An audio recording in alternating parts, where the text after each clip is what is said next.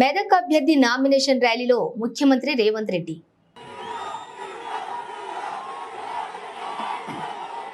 మిత్రులారా, ఈరోజు మెదక్ పట్టణంలో కాంగ్రెస్ పార్టీ అభ్యర్థి నీలం మధు ముదిరాజు నామినేషన్ ప్రక్రియ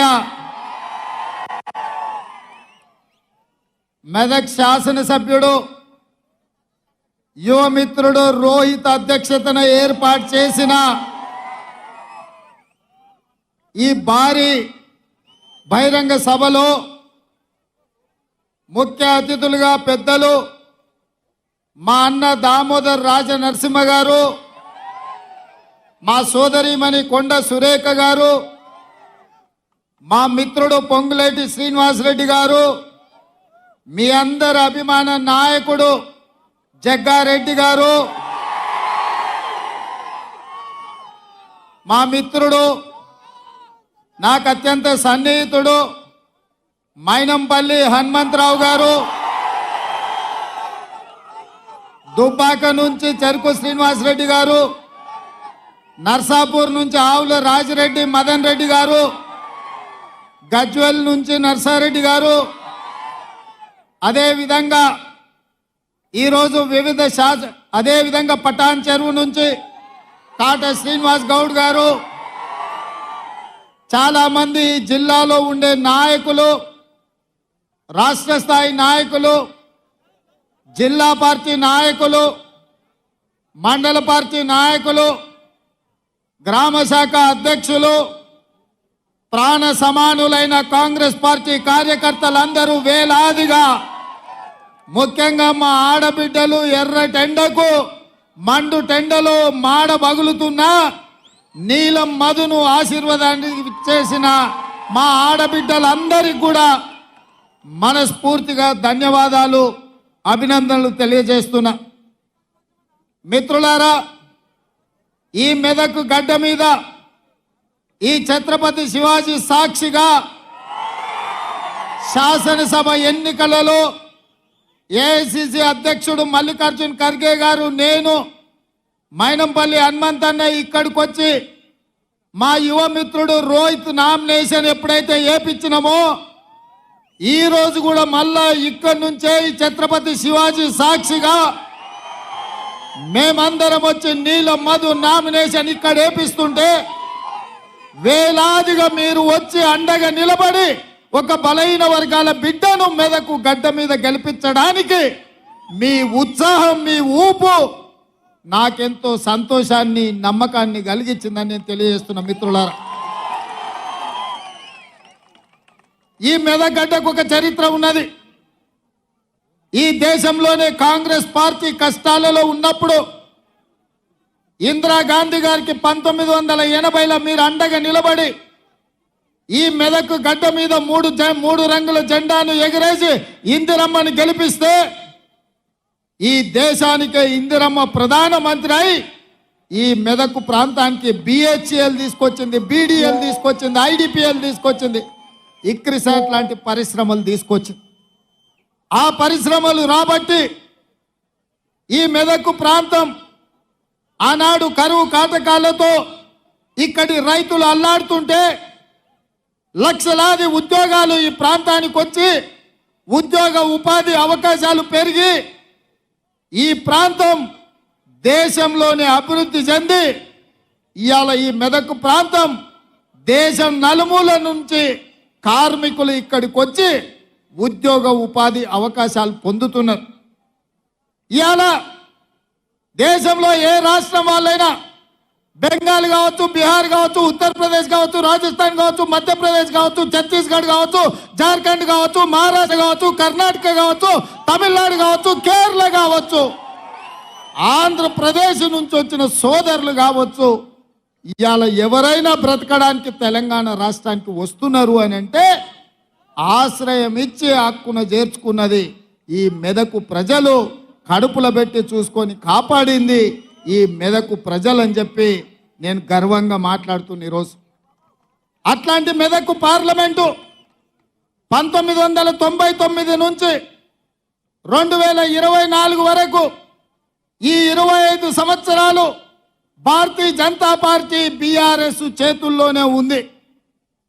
ఆల నరేంద్ర నుంచి మొదలు పెడితే కొత్త ప్రభాకర్ రెడ్డి వరకు 25 సంవత్సరాలు పార్లమెంట్లో బీఆర్ఎస్ వాళ్ళు బీజేపీ వాళ్ళే ఉన్నారు. నేను ఇవాళ ఈ జిల్లాలో ఉండే యువకులను, రైతులను, నిరుద్యోగ యువకులను నేను అడుగుతున్నా, మిత్రులారా, ఆనాడు ఇందిరమ్మ తెచ్చిన పరిశ్రమలు తప్ప బిహెచ్ఎల్ కావచ్చు, బీడీఎల్ కావచ్చు, డైనమిక్ ఫ్యాక్టరీ కావచ్చు, ఈక్రిసాట్ కావచ్చు, ఈ ప్రాంతంలో వచ్చిన వేలాది పరిశ్రమలు ఆనాడు ఇందిరమ్మ తెచ్చినవే కదా. 10 ఏళ్ళు ఈ ప్రాంతంలో ముఖ్యమంత్రిగా ఉన్న చంద్రశేఖరరావు ఆర్థిక మంత్రిగా, ఆరోగ్య శాఖ మంత్రిగా, వివిధ శాఖల మంత్రులుగా ఉన్న ఆయన అల్లుడు హరీష్ రావు గారి మెదక్ ప్రాంతానికి ఏమన్నా తీసుకొచ్చిందా అని నేను అడుగుతున్నా. నేను ఇవాళ అడుగుతున్నా, 2014 నుంచి 24 వరకు ముఖ్యమంత్రిగా, మంత్రులుగా, కొత్త ప్రభాకర్ రెడ్డి పార్లమెంట్ సభ్యుడుగా ఈ ప్రాంతానికి ఏమైనా పరిశ్రమలు తెచ్చిండ్రా? ఈ మెదకు ప్రజలు ఏమన్నా బాగుపడ్డారా అని నేను అడుగుతున్నా. మరి ఇవాళ మళ్ళీ సిగ్గు లేకుండా బీజేపీ వాళ్ళు, బీఆర్ఎస్ వాళ్ళు వచ్చి మాకు ఓట్లు వేయండి, మేము ఎలగబెడతాం, మీ ఆకిలు అలుకుతాం, మీకు ముగ్గులేస్తాం, మీ ఇల్లు చక్కదిద్దుతామని అబద్ధాల మాటలతో బయలుదేరి నేను అడుగుతున్నా మెదకు పార్లమెంట్ సభ్యుని, మెదకు బీజేపీ నుంచి నిలబడుతున్నా రఘునందన్ రావు, నేను అడుగుతున్నా, దుబ్బాకలో నువ్వు చెప్పినావు కదా ఎమ్మెల్యేగా గెలిపిస్తే నరేంద్ర మోడీతో కొట్లాడి 1000 కోట్ల రూపాయలు తీసుకొచ్చి దుబ్బాకను అభివృద్ధి చేస్తాను కదా. మేమందరం దుబ్బాకకు బస్సులు వేసుకొని వస్తాం, నువ్వు తెచ్చిన నిధులేందో, నరేంద్ర మోడీ ఇచ్చిన పరిశ్రమలేందో దుబ్బాకలో నాకు చూపించమని నేను అడుగుతున్నా. ఇవాళ ఎమ్మెల్యేగా దుబ్బాకలో అక్కడి ప్రజల్ని, అక్కడి రైతులను వంచిస్తే ఆ ప్రాంత ప్రజలు తిరస్కరించిన రఘునందన్ రావు మళ్ళీ రంగు మార్చి మెదకు పార్లమెంట్లో ఓట్లేమని అడుగుతున్నాడు. నేను అడుగుతున్న, రఘునందన్ రావుకు ఓటేసి ఒకవేళ ఎంపీ అయితే నరేంద్ర మోడీ ప్రధానమంత్రి కాకుండా చంద్రమండలానికి ఏమైనా రాజు అవుతాడా? ఈ 10 ఏళ్ళు నరేంద్ర మోడీ ప్రధానమంత్రిగా ఉన్నాడు కదా, ఈ మెదకు ప్రాంతానికి ఒక్క పరిశ్రమ అయినా ఇచ్చిండా అని చెప్పి నేను బీజేపీ నాయకులను అడుగుతున్నా. నేను సూటిగా సవాలు విసురుతున్నా. ఈరాల బీజేపీ బీఆర్ఎస్ వాళ్ళకు మా మిత్రుడు చెప్తున్నాడు, పద్మశాలీల మీద జిఎస్టీ తీసుకొచ్చి ఇవాళ చేనేత పరిశ్రమను కుప్పగూల్చిండు, చిన్న పరిశ్రమలు అన్ని కూడా మూతపడ్డాయని చెప్పి ఇక్కడ ఒక నిరుద్యోగ యువకుడు చెప్తున్నాడు. నేను అడుగుతున్నా, నరేంద్ర మోడీ ప్రధానమంత్రిగా 10 ఏళ్ళు ఉన్నాడు, ఈ కల్వకుంట్ల చంద్రశేఖరరావు రాష్ట్ర ముఖ్యమంత్రిగా 10 ఏళ్ళు ఉన్నాడు, ఈ తన్నీరు హరీష్ రావు 10 ఏళ్ళు రాష్ట్ర మంత్రిగా ఉన్నాడు.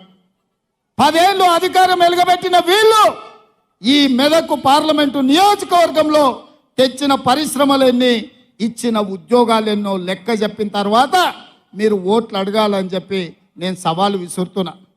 అందుకే మిత్రులారా, వారిని చూసిండ్రు, వీరిని చూసిండ్రు, జెండా మార్చినా, ఎజెండాలు మార్చినా వీళ్ళిద్దరూ తోడు దొంగలే, గూడు పుటానే, అయితే వాడు కాకపోతే వీడు ఈ మెదకును బట్టి పీడిస్తున్నారు తప్ప ఇందిరమ్మ కాలంలో తెచ్చిన పరిశ్రమలు ఇవాళ లక్షలాది మందికి ఉద్యోగ ఉపాధి అవకాశాలు వచ్చినాయి తప్ప ఇవాళ వాళ్ళ వల్ల అయ్యిందేం లేదు. నేను గుర్తు చేయదలుచుకున్న ఈ ప్రాంత ప్రజలకు, ఆనాడు పంజాబ్ తీవ్రవాదుల చేతుల్లో తుపాకీ తూటాలకు బలయ్యి చివరి రక్త పట్టు వరకు దారపోసి నేల కొరిగిన ఇందిరమ్మ నేల కొరిగినాడు ఈ మెదకు పార్లమెంటు సభ్యురాలుగానే చివరి శ్వాస వదిలినరు. ఈ సంగతి మరవద్దు మెదకు బిడ్డలు. ఆనాడు మీ రక్తాన్ని చెమటగా మార్చి ఈ 3 రంగుల జెండాను మీ భుజాల మీద మోసి ఇందిరమ్మను పల్లకీలో పార్లమెంటుకు పంపించింది కాబట్టి ఇందిరమ్మ ఈ దేశానికి ప్రధానమంత్రి అయింది. మెదకు జిల్లాకు వేలాది పరిశ్రమలు వచ్చినాయి, లక్షలాది ఉద్యోగాలు వచ్చినాయి, ఈ ప్రాంతం అభివృద్ధి పదం వైపు నడిచింది. కానీ నరేంద్ర మోడీ ప్రధానమంత్రిగా, కల్వకుంట్ల చంద్రశేఖరరావు ముఖ్యమంత్రిగా మనకు ఏకాన ఇచ్చింది లేదు, ఈ ప్రాంతాన్ని అభివృద్ధి చేసింది లేదు. అందుకే మిత్రులారా, ఇవాళ చంద్రశేఖరరావు పని అయిపోయింది, ఆయన లేవలేకుండా పడ్డాడు. కార్యము కార్ఖానకు పోయింది, ఇక తూకాణం బంద్ అయింది. తుక్కు కింద దాన్ని తూకం పెట్టి అమ్మాల్సిందే. ఇవాళ గజ్వేల్ ఫామ్ హౌస్ ముందర ఒక పిల్లగాడు తిరుగుతున్నాడు, నేను చూసిన. వాడు ఒకటే స్లోగన్ ఎత్తుకున్నాడు, పాత సామాన్లు కొంటాం, పాత సామాన్లు కొంటామని. నేను ఎవరినో పంపించి అడిగిన, ఏంద్రవాడ అనే తిరుగుతున్నా అంటే, కారు షెడ్డుకు పోయింది కదా, ఖరాబ్ అయింది కదా, ఇక తూకం కింద పాత సామాన్ల కింద ఆ కారు కొనుక్కుంటే ఆ గిల్లల పయ్యలు పిల్లలు ఆడుకోనికి వనుకొస్తాయని అంటున్నాడు. అందుకే ఇవాళ కేసీఆర్ నౌకరు పోయి నడుము ఇరిగి పార్టీ ఓడి ఏం చెప్పాలో తెలియక